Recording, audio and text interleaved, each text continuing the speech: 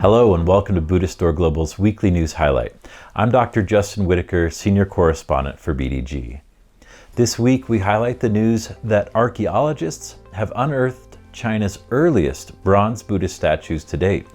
We'll have a look back at a recent BDG view on the ethics of some modern scholarship in archaeology, but first this news. Archaeologists have discovered two of China's oldest gold-plated bronze sculptures of Buddhas to date in northwestern Shanxi province. Xinhua reported that the antiquities were excavated in Chenggren village in modern Qiangyang city. Researchers with the Shanxi Academy of Archaeology believe that the statues date back to the Eastern Han Dynasty, which lasted from 202 BCE to 220 CE, and were found in a clan cemetery with 6 tombs. These sculptures date back 2 centuries earlier than previous discoveries of Buddhist sculptures, and experts once thought that no sculptures had appeared until the era of the 16 Kingdoms, which was from 304 to 439 CE. One of the statues is made in the apparent mold of Shakyamuni Buddha, while the other is of 5 Buddhas. According to reports, the total height of the Shakyamuni statue is 10.5 centimeters, the diameter of its base is 4.7 centimeters, and the total height of the 5 Buddha statues is 15.8 centimeters with a width of 6.4 centimeters. Strikingly, they seem to have been made locally by Chinese artisans in the Gandhara style. Gandhara was a Central Asian region that pioneered one of the earliest styles of Buddhist art under the rule of the Indo-Greeks, Indo-Scythians, Indo-Parthians, and the Kushans. According to the report, this conclusion of their provenance was based on several things, including modeling characteristics, manufacturing processes analysis, and metal composition detected in the Buddha statues.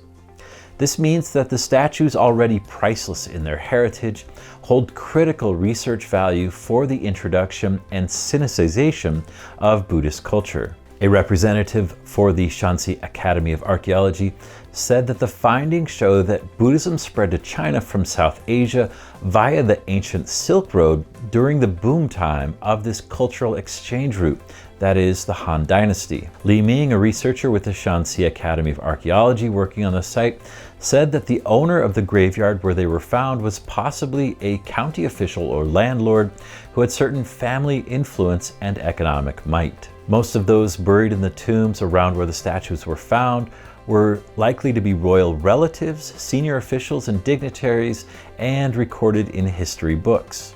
This is highly likely that the sculptures were part of the owner's funerary and religious paraphernalia, indicating that he was aware of the Buddhist religion and perhaps its teachings. The Buddha images formed part of a lay devotee's collection that, along with his large family tomb, boasted to posterity his wealth and status, fine taste, and spiritual piety. BDG has regularly covered the emergence of new artifacts that have helped archaeologists, historians, and practitioners alike piece together the rich and complex history of Buddhism.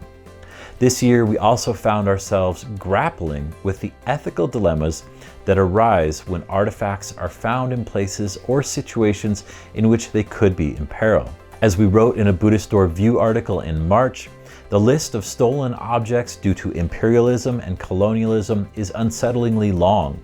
The Elgin marbles taken from Greece and the Rosetta Stone taken from Egypt are 2 of many such items. In recent years, a mixture of moral concern, nationalism, and diplomatic interests have led to efforts to repatriate items to their countries of origin, such as the 12 bronze animal zodiac heads of the old summer palace's Haiyan Hall, 7 of which have been returned to China. We discussed the need for nuance in such emotionally and politically charged endeavors. Whether they were discovered, sold, or looted, a case can always be made for an item's retention in its present location from a legal perspective.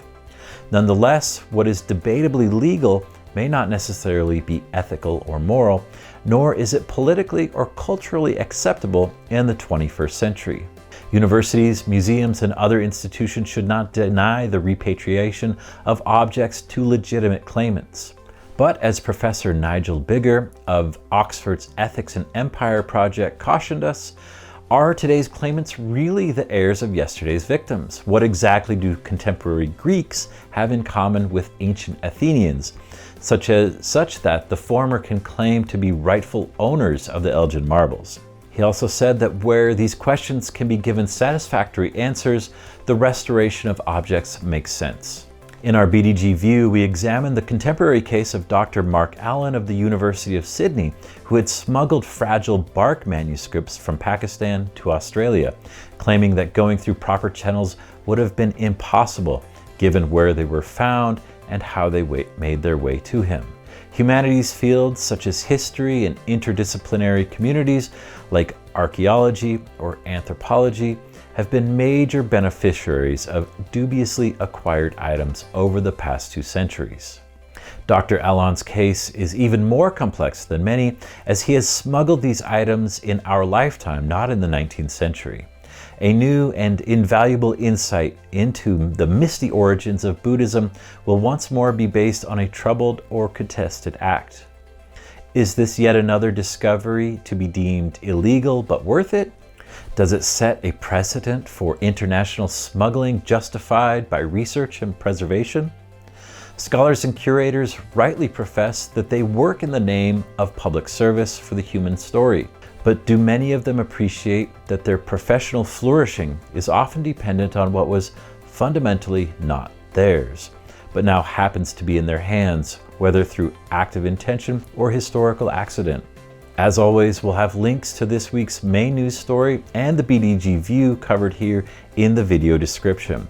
Use the comments below to let us know what you think about potentially dubious acquisition of antiquities by scholars. And as always, be sure to check out our website, buddhiststore.net, for more on this story, as well as other news and features about Buddhism around the world.